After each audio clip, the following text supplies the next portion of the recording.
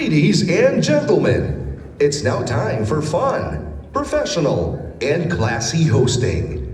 Please welcome the Master of Ceremony, the spontaneous host, Host Efren Olaso. Yes, magandang gabi po sa inyong lahat, ladies and gentlemen. Welcome to Crown Plaza Manila Galleria. And once again, I am your host. My name is Host Efren Olaso. Ang makakasama niyo ngayong gabi to make this celebration a more memorable one for both Ian and Clarice.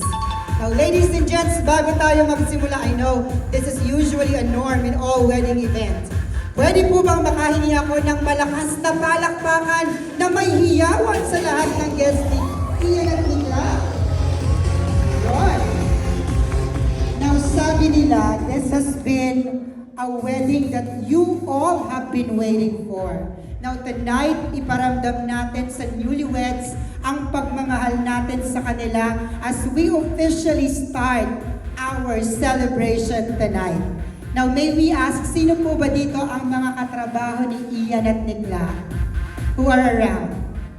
Alam nyo, very reason why during our first meeting, Ian and Nikla emphasized this to me, Sir, can you make this a very short program because my workmates will be having their job and work the next day.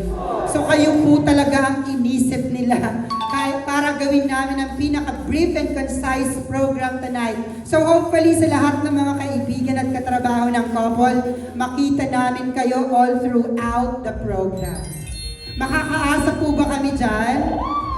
Nonetheless po, sa lahat ng mga guests ng couple ngayong gabi, hopefully makita namin kayo in the next 2 to 3 hours of this event.